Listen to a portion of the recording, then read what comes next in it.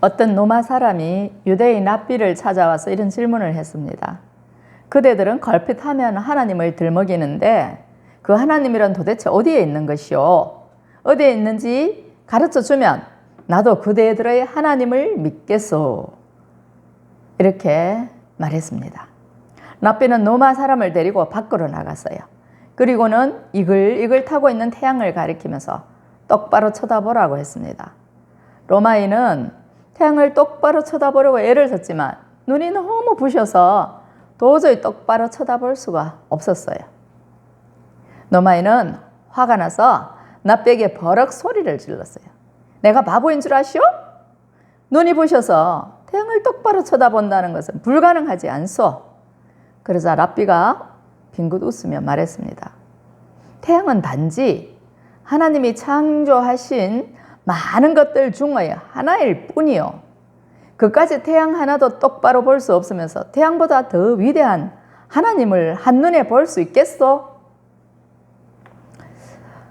저도 한때는 납비를 찾아온 로마인과 똑같은 생각을 했었습니다. 주변의 분들이 교회 가자고 예수님 믿자고 하면 하나님이 내 앞에 나타나시면 내가 믿겠어요. 이런 이야기를 했어요. 아마도 이런 생각을 하고 있는 사람들 많을 거예요. 저 광활한 우주에 떠 있는 별도 우리 육안으로 보이지 않는 게 너무 많습니다. 또 우리가 육안으로 볼 수 없어서 그렇지 세상에는 숱한 생명체들이 있습니다. 그렇다고 해서 우리가 그것들이 없다고 말할 수 있습니까? 우리가 보지 못할 뿐이지 존재하고 있어요. 하나님도 그렇습니다. 우리가 그분을 만나지 못했을 뿐이지 하나님은 살아계세요. 저 하늘에 있는 태양도 별도 달도 날아다니는 새들도 꽃도 다 형상이 있어요. 태양은 둥글게 보이죠. 달도 둥글게 보이죠. 달은 기울어지고 차고 하면서 우리 눈에는 반달도 되었다가 초승달도 되었다가 이렇게 보입니다. 그 형상이 변화하는 거예요. 새도 그렇죠. 어릴 때는 털복숭이처럼 쬐끄만하고 저게 무슨 날 수 있겠나 싶지만 어느새 자라서 날개가 힘이 있어서 노을노을 창공을 날아다니는 거예요. 처음에는 알 속에 들어있었습니다. 이렇게 형상들이 변하는 거예요. 꽃들도 그래요. 씨앗 속에 DNA가 있다가 심어서 자라면 줄기가 나고 싹이 나고 하다가 어느 날 이 이쁜 꽃을 피우는 거예요. 이 비저세계 모든 것들이 변화를 해요. 철 따라 주기를 따라 변화를 합니다. 그러나 하나님은 불변하시는 거예요. 영존하십니다. 그 하나님이 우리 눈에 보이지 않기 때문에 우리가 하나님 안 계신다고 단정을 해버리는 거죠. 그래서 하나님은 우리가 배울 수가 없는 거예요. 그러나 성경은 하나님이 우주 만물을 만드셨다. 이 모든 것을 다스리신다 말씀하는 거예요. 그걸 오늘 본문을 통해서 우리가 알 수 있어요. 마태복음 24장 35절에서 44절까지인데 제가 읽어보겠습니다. 천지는 없어질지언정 내 말은 없어지지 아니하리라. 그러나 그 날과 그 때는 아무도 모르나니 하늘의 천사들도 아들도 모르고 오직 아버지만 아시느니라. 노아의 때와 같이 인자의 임함도 그리하리라. 홍수전에 노아가 방주에 들어가던 날까지 사람들이 먹고 마시고 장가들고 시집가고 있으면서 홍수가 나서 그들을 다 멸하기까지 깨닫지 못하였으니 인자의 임함도 이와 같으리라. 그때 두 사람이 밭에 있으며 한 사람은 데려가고 한 사람은 버려둠을 당할 것이요 두 여자가 맷돌질을 하고 있으며 한 사람은 데려가고 한 사람은 버려둠을 당할 것이니라. 그러므로 깨어있으라. 어느 날에 너희 주가 임할는지 너희가 알지 못함이니라. 너희도 아는 바니 만일 집주인이 도둑이 어느 시간에 올 줄을 알았더라면 깨어있어 그 집을 뚫지 못하게 하였으리라. 이러므로 너희도 준비하고 있으라. 생각하지 않은 때에 인자가 오리라. 인자는 누굽니까? 예수님입니다. 예수님이 생각하지 않은 때에 오시는데 그때는 우주의 종말이다 말씀하십니다. 지금까지요, 수많은 사람들이 종말을 이야기했었어요. 며칠 날 종말이다, 휴거가 된다 이렇게 얘기했습니다. 그러나 아직까지 종말은 오지 않았어요. 그래서 사람들은 종말이 온다고 하면 가짜라고 말하고 싶은 거예요. 그렇게 생각하고 싶고 믿고 싶어 해요. 그러나 성경은 분명히 종말이 온다 말씀하시는데 35절을 다시 보면요, 천지는 없어질지언정 내 말은 없어지지 아니하리라. 지금까지요, 천지가 없어진 적은 없어요. 국지적인 심판이 있었어요. 부분적으로 역사를 보면 나라들의 흥망성쇠가 있었습니다. 아침에 해가 뜨는 것 같이 어떤 나라가 찬란하게 떴다가 어느 날 역사에서 사라져버린 예가 수도 없이 많았어요. 그리고 노아 시대의 홍수와 같이 부분적으로 심판이 와서 노아의 가정에는 다 죽어버리는 그러한 일도 있었어요. 그러나 천지가 없어지는 일은 지금까지 없었어요. 그렇다고 해서 천지가 영원히 있는 것도 아니에요. 천지는 없어질지언정 내 말은 없어지지 아니라. 천지는 없어진다, 변화한다. 변화하는 것은 진리가 아니죠. 그러나 하나님의 말은 없어지지 아니한다 그랬어요. 그게 진리라는 거예요. 본질이라는 거예요. 눈에 보이는 세계, 형상을 갖고 있는 모든 것들은 사라져 없어질 날이 있지만 형상이 없으신 하나님, 그분의 입에서 나오는 말씀은 영원하다. 그게 진리라는 거예요. 그게 알맹이 본질이라는 말입니다. 그런데 우리가 얼마나 본질을 외면하고 사는지 모릅니다. 시편에서도 이 하나님의 말씀은 영원하다고 107편에서 기록하고 있죠. 그런데 우리가 이 하나님의 말씀을 모르는 거예요.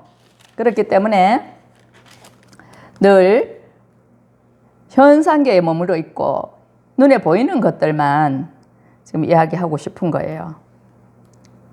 자, 시편 102편입니다. 102편 25절에서 26절 7절을 보면 이렇습니다. 주께서 옛적에 땅의 기초를 놓으셨사하며 하늘도 주의 손으로 지으신 바니이다. 천지는 없어지려니와 주는 영존하시겠고 그것들은 다 옷같이 낡으리니 어복같이 바꾸시면 바뀌려니와 주는 한결같으시고 주의 연대는 무궁하리이다. 창세 때 이야기를 하시는 거예요. 주께서 옛적에 땅의 기초를 놓으셨사오며 하늘도 주의 손으로 지으신 바. 하나님이 짓지 않으시는 게 아무것도 없다는 거예요. 그런데 하나님이 지으신 것 천지가 없으신다.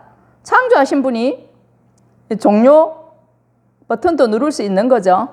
컴퓨터 켜면 부팅이 됩니다. 그러면 종료 스위치를 누르면 깜깜해지는 것처럼 하나님께서 창조 스위치를 누르셔서 이 천지 만물이 창조되었다면 하나님이 때가 차심에 종료 버튼을 누르시면 천지 만물이 깜깜하게 사라지는 거예요. 없어지는 거예요.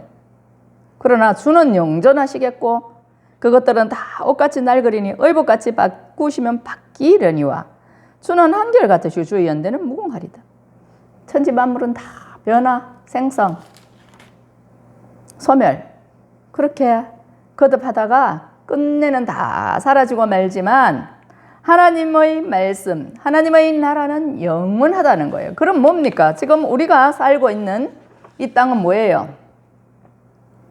눈에 보이는 물질계이고 현상계인데 이것들은 어느 날 싹 없어지고 눈에 보이지 않는 하나님의 나라만 영원히 남게 된다는 거예요.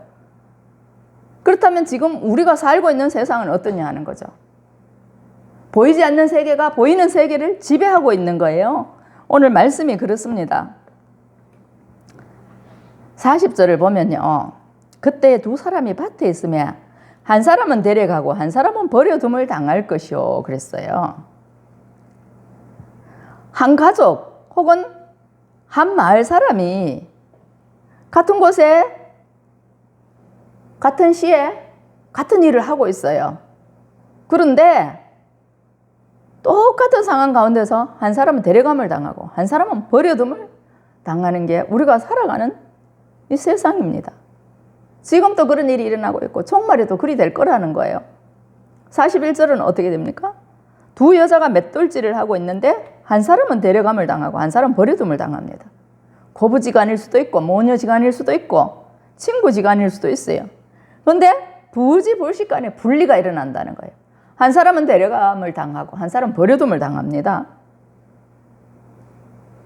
이게 우리의 계획이나 의도로 되는 게 아니잖아요. 수동태입니다. 버려둠을 당하고 데려감을 당하는 거. 이거는요, 눈에 보이지 않는 세계가 눈에 보이는 세계를 지금 다스리고 있다는 거예요. 우리는 눈에 보이는 현상계가 중요하고 그게 전부인 줄 알지만 그렇지 않다는 거예요. 자기 마음을 다스리는 사람이 가장 훌륭한 사람이라고 하는데 마음은 눈에 안 보여요. 그 눈에 안 보이는 세계를 다스릴 줄 아는 사람이 현명한 사람이라는 겁니다. 그런데요, 이 눈에 보이는 물질계, 우주, 만물, 피조 세계를 다스리는 분이 눈에 보이지 않는 하나님이라는 거예요. 그러므로 우리의 육신, 우리에게 주어진 시간, 목숨, 우리가 통제할 수 없는 거예요. 우리 권한 밖이에요. 생과 사의 문제, 우리가 통제할 수 있습니까? 우리 영역 밖입니다. 최근에 화제가 된 사건도 있죠. 한 여자아이가 자신의 아빠가 다니는 직장 전무에게 전화를 걸었습니다. 왜 아빠와 오빠만 야유회 데려갑니까? 둘 다 못 가게 해주세요. 그랬어요. 자기 아빠가 회사에서 야유회를 가게 되었는데 그 집에 자녀가 많답니다. 그래서 엄마가 아들 하나만 좀 데려가 달라고 아빠에게 부탁을 했다는 거예요. 그러니까 여동생은요, 아니 왜 아빠는 오빠만 데리고 가고 나는 안 데려갔냐고. 지금 이 아이는 버려둠을 당한 거예요. 야유회 가는데. 오빠는 데려감을 당하게 생긴 거죠. 자기의 의지와는 상관없이 자기는 버려둠을 당하게 되었고 오빠는 데려감을 당하게 되었어요. 그래서 쌤통이 나서 아빠 모르게 아빠 폰으로 전무 전화번호를 보고 전화를 했다는 거예요. 왜 아빠하고 오빠만 야유회 데려갑니까? 둘 다 못 가게 해주세요. 그랬더니 전무가 그럼 너도 같이 가면 되겠네 그랬다는 거예요. 그래서 같이 가게 되었다는 이야기입니다. 아빠와 딸이 분리되는 것, 아빠에게 데려감을 당하지 못하고 버려짐을 당하는 것, 딸에게는 너무 기분 나쁘고 속상한 일이었어요. 상처가 되었어요. 이 사소한 일도 우리의 일상 가운데 이렇게 영향을 미치는데 우리를 창조하신 하나님, 우주 만물을 주관하시는 하나님은 우리에게 얼마나 큰 영향을 주시겠느냐 하는 거죠.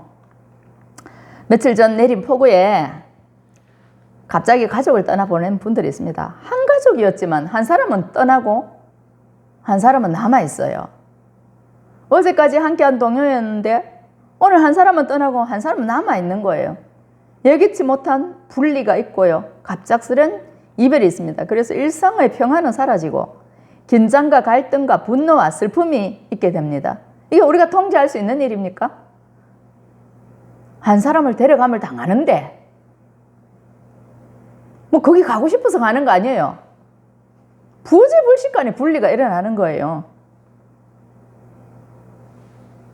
이 상처는요, 남아있는 사람들의 평생 동안 트라우마로 작용할 거예요. 폭우가 쏟아지면 그때 그 생각이 떠오를 거고 괴로울 거예요.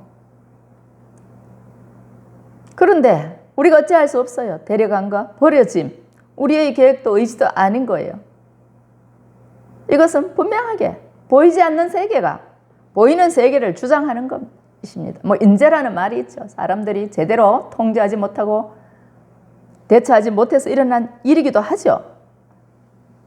그 일 때문에 사람이 생명을 잃게 될 줄 누가 알았겠습니까?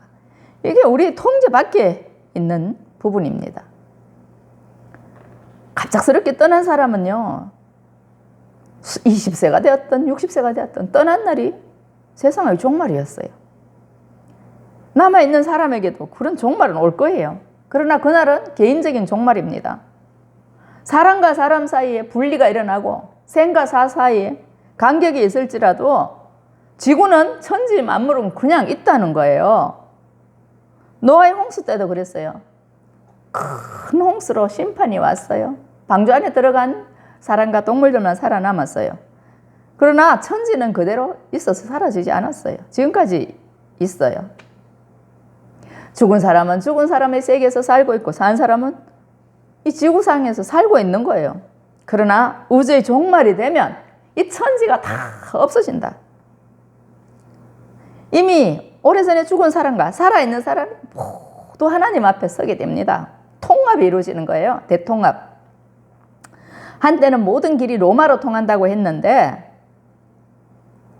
지구의 종말의 날에는요, 천지 만물이 하나님께로 통합이 됩니다. 우주의 대통합이 일어나는데요. 눈에 보이는 현상은 다 사라지고 새하늘과 새 땅만 남고요. 보이지 않는 하나님의 나라, 그 나라만 남아있는 거예요. 이게 얼마나 대단한 일인지 모릅니다. 우리가 이런 걸 알면 눈에 보이는 현상계 껍데기에 목숨을 걸지 않을 거예요. 가령 큰 부자가 어떤 어리어리한 큰 집에 살고 있다고 생각해 봅시다. 그 큰 집은요, 그 집에 사는 사람들을 보호하기 위한 껍데기에 지나지 않습니다. 그런데 사람들은요, 그 집에 살고 있는 사람들보다는 그 큰 집을 마음에 들어하고 탐내죠. 그 집을 갖고 싶어 하는 거예요. 그게 바로 형식, 알맹이가 아닌 형식을 취하는 거예요. 본질은 보이지 않는 거예요. 집만 그렇겠습니까? 사람도 그렇죠. 두 사람이 있다고 생각해 봅시다. 한 사람은 외모가 출중하고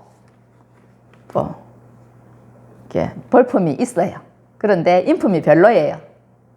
반면에 한 사람은 외모는 별로인데 인품이 좋아요. 그렇다면 우리가 처음 그 사람을 봤을 때, 두 사람을 봤을 때 누구에게 관심이 가겠습니까? 우리의 관심이 겉이 좀 반반하고 멋져 보이는 사람에게 갈 거예요. 뭔가 매력이 있을 것 같고 훌륭할 것처럼 보이는 거예요. 이게 보이는 현상계 껍데기라는 거예요. 그런데 그 속에 있는 본심, 인품은 눈에 보이지 않습니다. 그래서 헤아릴 길이 없기 때문에 이 껍데기에 속아가지고 취사 선택을 잘못하는 거죠. 그래서 울고불고 할 때가 많잖아요. 우리가요, 보이지 않는 정신계, 보이지 않는 세계가 보이는 세계를 지배해야 되는데 그렇지 않죠. 보이는 세계, 현상계가 보이지 않는 세계를 지배하는 것이 훨씬 높은 비중을 차지하고 있습니다.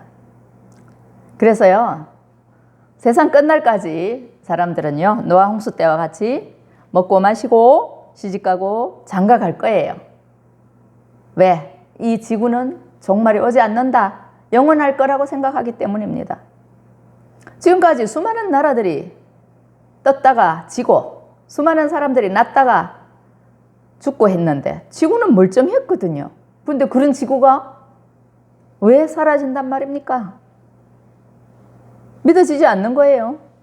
그래서 갈 때까지 가보는 거죠.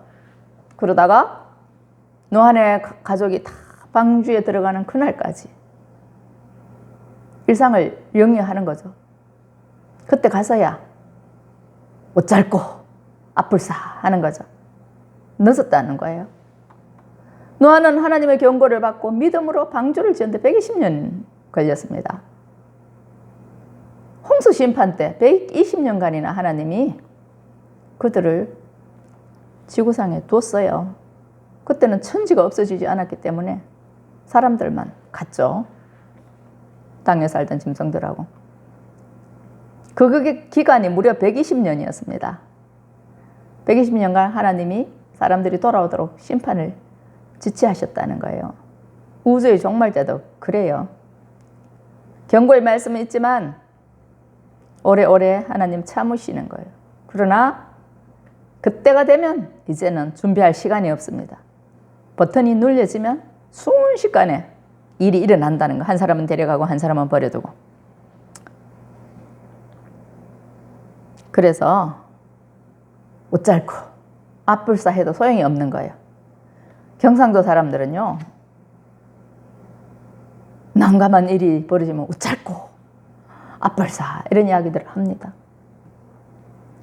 가령 각 결혼하시는 집에 시댁 식구나 어려운 분들이 연락도 없이 불쑥 찾아오면 여간 당황스러운 게 아닐 거예요. 웃잘고 간이 철렁 내려앉을 때도 있어요. 평소에 청소 잘해놓고 뭐 반찬거리도 잘 준비해 놓는 사람은 괜찮을 거예요. 근데 아무런 준비도 없는데 내 먹을 것도 없는데 손님이 들이닥치면 참 난감하죠. 웃잘고 이런 말이 절로 나오는데요. 주님의 재림시에는 그런 말을 할 이유가 더 없어요. 순식간에 그런 일이 일어나 버리는 거죠. 그래서 42절에 그러므로 깨어있으라. 어느 날에 너희 주가 임할는지 너희가 알지 못하니라. 43절에 집주인이 도둑이 어느 시간에 올 줄 알았더라면 깨어있어 그 집을 뚫지 못하게 하였으리라. 도둑이 언제 오는지 모르기 때문에 깊이 잠들어 버리잖아요. 그러다가 도둑 맞는 거죠. 인자의 오심, 주님의 오심도 그러하다는 거예요. 우리가 영적으로 깊이 잠들어 있는 사이에 주님이 오셔서 한 사람은 데려가시고 한 사람은 버려주신다. 분리가 일어납니다. 사람과 사람 사이의 분리, 하나님과 사람 사이의 분리. 우리가요, 지금 폭우에 가족을 잃은 사람은 수평적으로 사람과 사람 사이의 분리가 일어났고요.